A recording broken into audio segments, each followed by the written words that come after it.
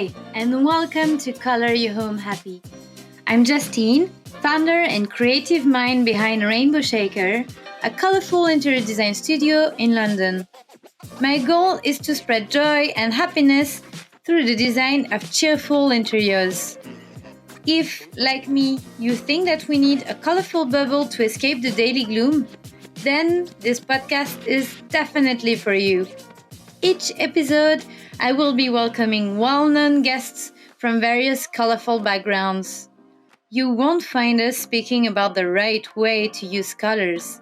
In this podcast, I want to help you trust your intuition and give you all the confidence you need when designing interiors full of dopamine.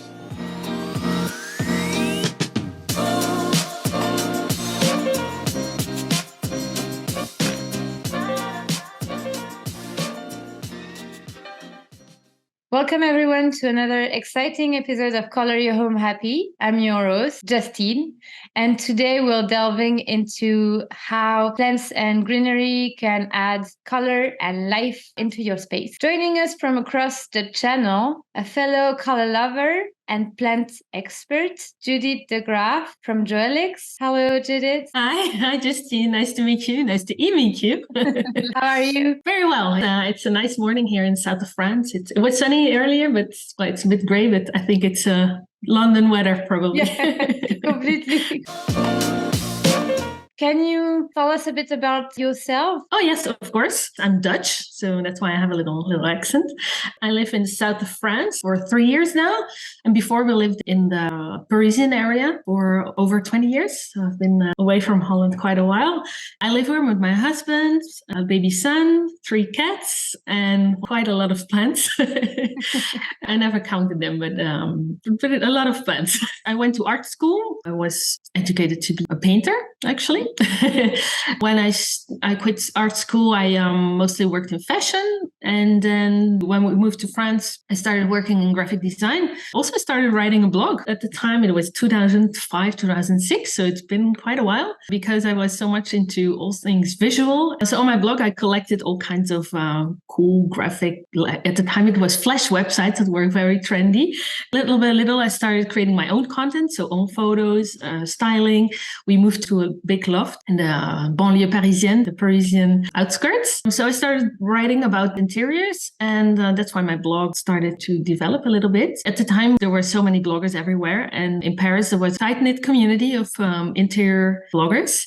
And that's how I met Igor. Igor is Serbian Austrian. He lived in Munich at the time. We met over coffee, and so that's when we started Urban Jungle Bloggers, because we both really liked plants. We have quite a different lifestyle, but plants was a mutual passion. And we decided to do something with this passion for houseplants. That's why Urban Jungle Bloggers started. It's a huge community of plant lovers all around the world. On our blog, we share all kinds of styling, DIY, plant care tips, and it developed into something that's much bigger than just the two of us. So I continued my own blog, Urban Jungle Bloggers. We wrote 2 books together, online course.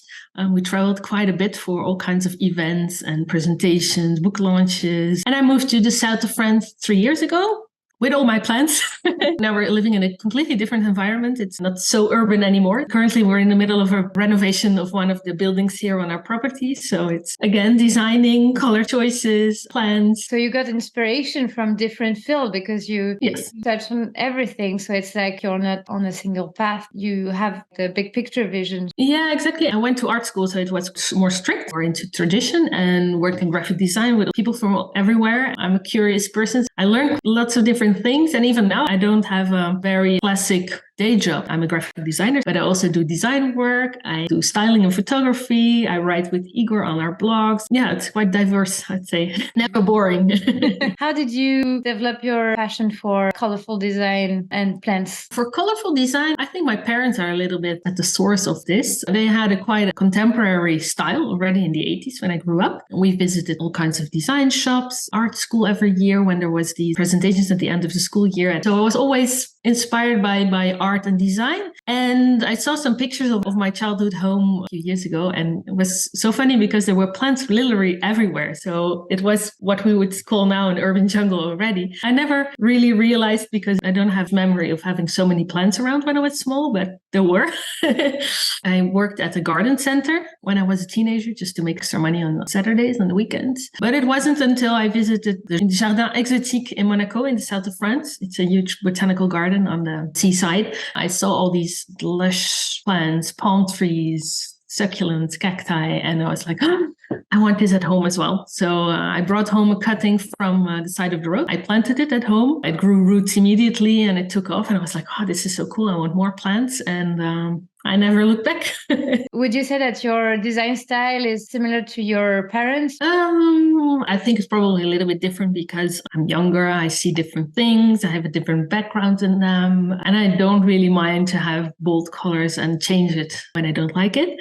Well, now we're renovating one of the buildings on our property, and it's for my parents. So I help them choosing the colors and the materials. And so we work together, and it's really fun because I make something that's a little bit different than what I would do for me, but there's some kind of common style, I'd say. In the podcast, we're exploring the relationship we have with color and emotion. And as you said, it's also depending on our background, on when we experiment on life. I wanted to ask you first, what color are you drawn to? Is there one or different colors? I'm drawn to lots of colors. There's not one color that I really like. I'm very much into yellow at the moment. It's one of my favorites. I always like pink and greens, but I mostly like bright colors. For example, if I would have to choose between a bright yellow and a mustard yellow, I would always choose the brightest one. Once there's a little bit gray in the color, it's not for me. I understand people like a little bit of a subdued color and that bright colors are maybe too loud in their home. But for me, I really like bright, a color that has light in itself. Something that embodies summer and that is sunny. So I guess it makes you feel happy, joyful. Yeah, absolutely. It's such a cliche to say that bright colors and vivid colors make you happy, but they do. At least for me, it really works like this. But there's so many different nuances or different varieties in color that it's an exciting subject. I mean, it's never boring with colors. You can always twist a little bit, put a new layer of paint on a piece of furniture or on a wall. It completely changes the mood. And also because you evolve through your life, sometimes your rapport to a specific color is changing over time. So it's always a funny subject. Yeah, totally. It changes also when you grow older and with seasons in life. The colors are not the only elements that can have an impact on you and on your psychology, but plants also have completely different impact on your well-being. So when you see plants, does it make you more relaxed? And is it a balance with your bright colors? Oh yeah, absolutely. As we spoke about before, plants are not just for decor. Of course, they look good in a space. So when I see a beautiful designed home, for example, and I don't see any plants, I'm like, what's going on? Because it's a bit sterile. I mean, it can be really beautiful, but it's so nice to have something living in a space. And yeah, they make me really happy to have some greenery around and see it evolve as well, because they're not fixed. They grow, they change. I have like big strelitzia, for example, in my living room, and they change all the time. They grow new leaves, they fall over, the leaves like split, and they grow all kinds of, deformations. And sometimes they have pests as well, which is a bit annoying, but it changes all the time. So it's in constant movement, just like us, fixed. We're not static either. And it's good vibes in a home, I think, when there are plants. For me, they're part of my lifestyle and part of my daily routine, I'd say. It's not that I water my plants every day, but I see them every day and I see how they change and if there's something wrong or if they need more water or some fertilizer, or if I want to change their pots because I'm bored by the look of the pot. Yeah, they're part of the entire space, like pets, like the people that you live with. It's alive. And it's also one of the things, I mean, I work from home quite a bit, and it's nice to have some breaks in the day to take care of your plants and to see what's wrong. It's one of these moments in the day when you have meetings between clients and you're a bit stressed or you're behind the screen all the time. It's nice to focus on something else and to being active and do something with your hands as well. And you're very in the moment. And I take care of my plants. I don't think about anything else. It gives you a focus. I'm a bit the same, but for me, I love crochet. Oh, okay. Yeah. It's always relaxing activities to use your hand. For you, I think it's even more rewarding at the end because you see the plants grow kind of babies. Can you recommend specific plants that not only add color in your home, but also can improve other health benefits, like improve indoor air quality? Yeah, I believe that having plants at home, even some plants really purify the air. So they take out toxins from the air. Plants can improve even the humidity in your home just by being there because you water them. And there's some plants that are very efficient. For example, snake plants, spider plants. There's pothos, very common. They grow very easily and they purify all kinds of toxins from the air. And there's also plants like, for example, aloe vera. They have this gel inside that you can use for all kinds of things. And if you put a pizza in the oven and you burn your skin, it's really nice to put a little bit of aloe vera on your skin and it soothes. It's like having your own apothecary on home. Yeah, almost. Yeah, even regular plants have these extra qualities. They take care of you as well. I mean, we would say it's just a plant, but it can really connect you to other people.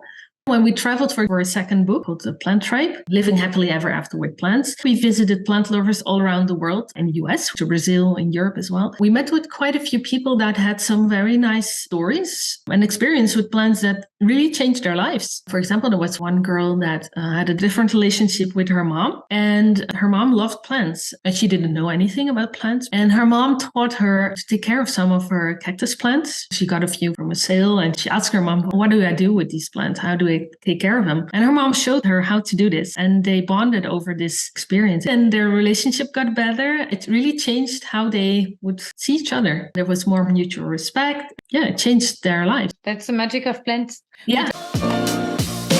Now we're going to explore more about incorporating plants in colorful interior. What are your favorite plants for colorful spaces? It completely depends on the kind of space. I mean, a colorful space can be like, monochrome or have all these patterns that are very in your face. So it can be quite different. I would say either go for plants that have a cool shape. For example, there's some small oxalis. Oxalis plants, they're small plants, but they have a really nice shape, look really well with patterns. They really make me so happy when I see them. They pop up. Or go for really big tropical leaves. For example, Strelitzia or Monstera, classic Monstera, deliciosa plant is always a good staple in a home. And I would say go big. I think what works best for most places, I would say, even for small space, it's so much easier to take care of one big plant instead of 20 smaller ones. Go for varieties that makes you happy. Start with an easygoing plant for slow growers. Monstera is easy to care plant, right? Yeah, it's easy to take care of. Yeah, especially when they're a little bit bigger. They need light. I mean, all plants need light. So that's one of the main things when you want to have plants at home, have good light. So from what you said, the little plants are cute, but bigger one really make a big impression on a colorful space. Yeah, they have a big statement when you have already so much color. If you have small plants, they're taken over by the color. I mean, you need to have some presence, I think, to balance out the color. And it's the color green. It's a bit of a challenge because if you like bright, vivid colors, plants have green. And I think what helps when you design a space, when you have big plants, to make it look not like, oh, I have this colorful space, like it looks very like a rainbow, and then have a plant in this space. It helps to add a touch of green somewhere in the space to balance it a little bit and to create a connection between the design of the space and also the plants to make a more integrated look, let's say. I don't know if you have the same experience. I like to balance it out with plants and raw materials because I think it brings design back to earth. I would say it grounds the design because when you use a lot of bright colors, the earthy tone that we can find in the plants can really have this breathing, like you incorporate more breathing into your design. Your brain is not always popping on all the colors that you see, but also it's bringing him something to relax on because negative space. Yeah, and then you can breathe a bit in between the colors. Yeah, and it's even proven that even if your eye rests on a color green, it's the most relaxed color for your eyes. I think it stems from our origins. We grew up in nature, so the color green was everywhere. It was more present than it is now. It's the most calming color for your eyes to look at, all these varieties of green.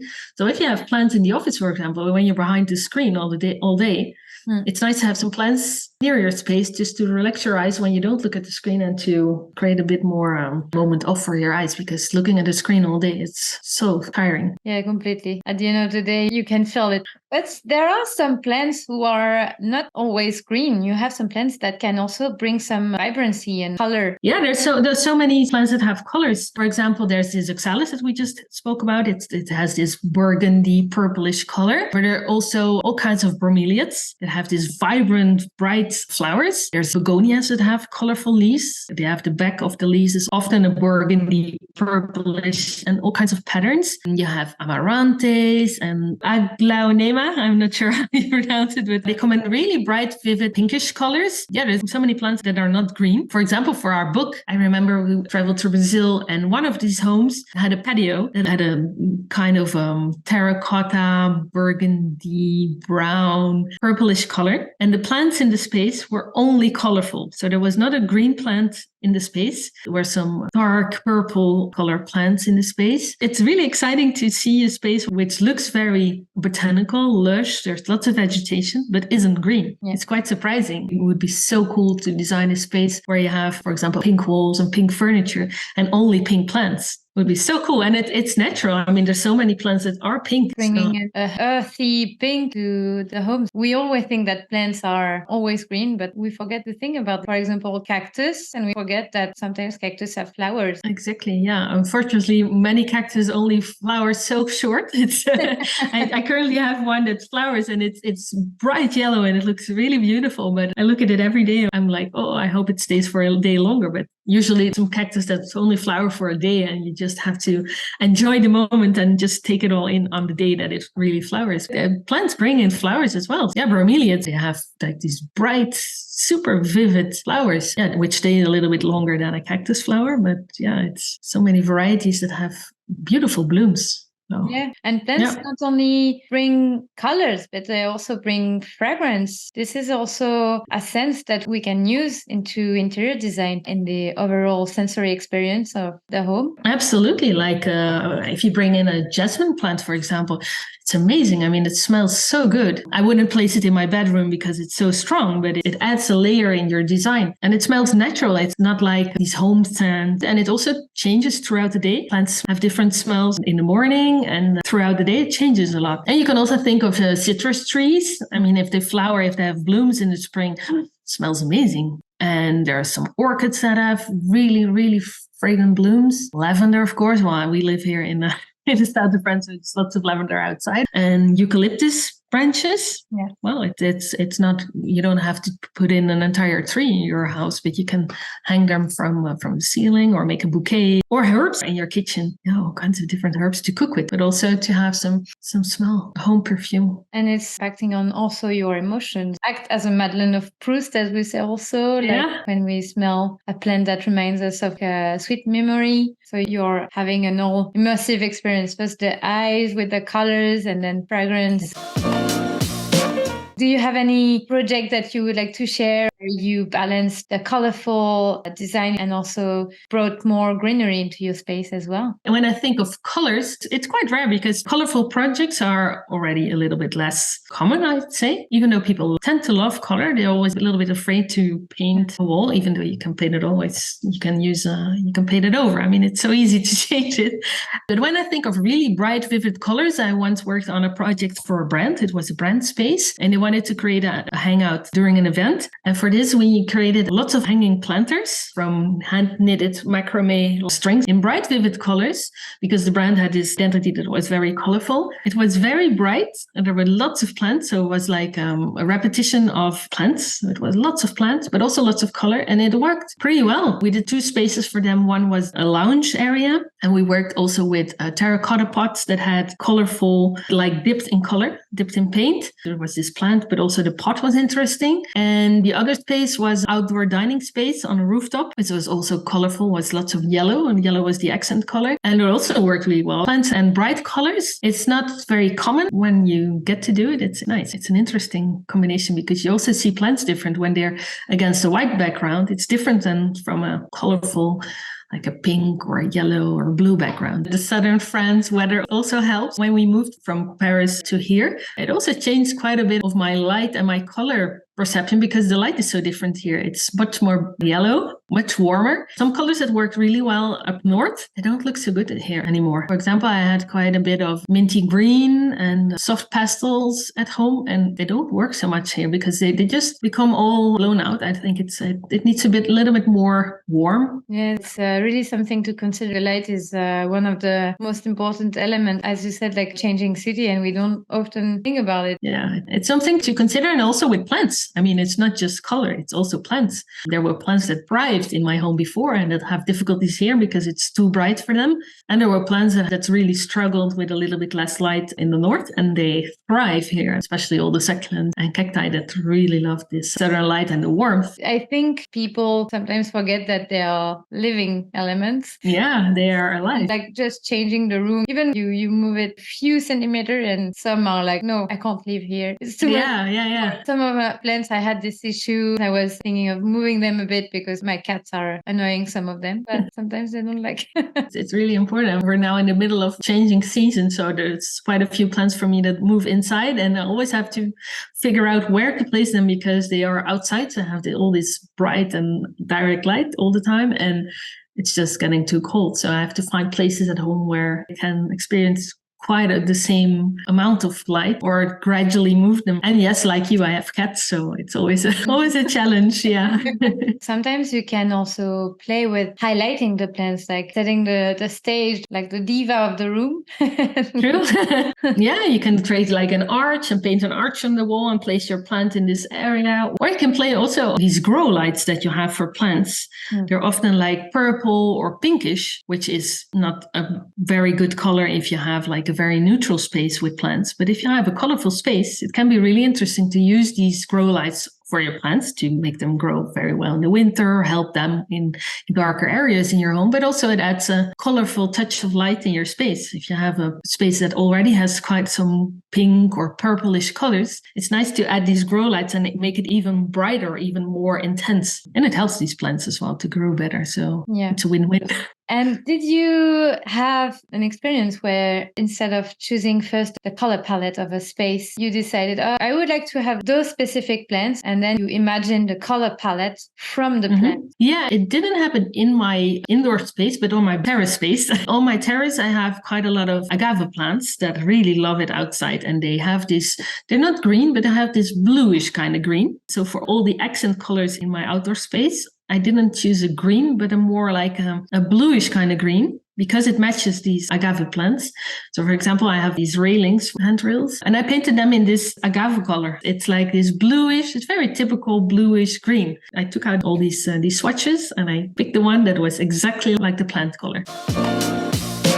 So it's bringing us to the next segment, which is listener questions and tips. One of the questions was, what's the quirkiest or creative way you've incorporated plants into your home decor? For example, colorful planters or thinking outside the box? I think plant pots are really underestimated. I think you can create a completely different look with your plant when you change the planter. And of course, when you think of plants, you think of a traditional terracotta pot, like these basic terracotta pots, but it can be so much more interesting to use. Well, maybe anything. You can use any kind of container as a plant pot. I mean, we've seen disco balls being used as plant pots, which is really cool because if you hang them in front of the window, you have disco glitters everywhere. But you can also think of metal tins, or when you travel, for example, and you bring home some tinned food, sometimes they have some really nice packaging that you can reuse and think of your travels. Or you can make your own planters or knit, or even like you, if you do crochet, you can crochet your own plant and make them look good in your space. Think of the colors in your space and also these textures. If you add textures to a plant pot, it can be completely different. If you have some ribbed plant pots or some very sleek, it looks completely different. I don't know if you say this like this, but it makes my eyes cry when I see beautiful interior interiors and they have either very cheap pots or when they use these grow pots. When you have a plant that is in these plastic, terracotta or black grow pots, I mean, there's also a space for design around the plant. You don't have to spend a lot of money on your pots, but it's nice to give them some attention and make them stand out. When you're bored with the plants in your space, you just change the pots and it looks completely different. Which houseplant personalities resonate with you the most between the Zen master, for example, a bonsai tree, or party animal, like a lively fern, serious stranger, like a snake plant, or the drama queen, like a colourful orchid? Oh, that's a really tricky question because I like a bit of mystery. But I'm not so much into snake plants. Well, I like them because they're easy and don't have so many pests, so they're easy. But I also like drama queens because they really stand out. They have really intricate leaves or patterns. So I would say maybe a mix of dramatic and mysterious. Sometimes they have so many constraints, but they look so good in the house. Yeah, exactly. Yeah, I've had some plants in the past that really looked good, and I was like, oh, I'll do everything to keep it alive. And then there's one pest coming along. If you have trips, or well, there's some nasty ones, and well, sometimes there's nothing you can do, and you lose it. But when you really succeed, and when it keeps growing, and when it thrives in your home, it's so nice. So nice to have a drama queen at home. So we've come to the end. Do you have any last words you'd like to say? Well, I would say one last word, just go for it. Go big, go bold, and choose some big plants instead of some smaller ones, just for a change. And just try and see how you like it. I would recommend the listeners to read also your books, Urban Jungle and Plant Tribe, and also follow you on your blog to have more advice and tips about the specific topics and more. And well, thank you so much for having me, Justine. It was a pleasure to talk colors and plants. I think we could talk for hours more. Yeah. Thank you very much for being a guest on this podcast. It was my pleasure. A real pleasure to having you here. So we talked today about incorporating plants and greenery into colorful space, but sometimes you can also think the other way around and get inspired by very vibrant plants. So wish you a very colorful day to everyone. See you soon. Bye. See you soon. Bye-bye, everyone. Thank you so much for listening. If you enjoyed this episode and you'd like to help support the podcast, don't hesitate to subscribe, rate, or review on the different listening platforms. To say hello and get all the latest from me, you can follow me on Instagram at rainbow.shaker. And if you want to check out my services, you can go to my website www.rainbowshaker.com. Thanks again, and I wish you all a very colorful day. See you next time!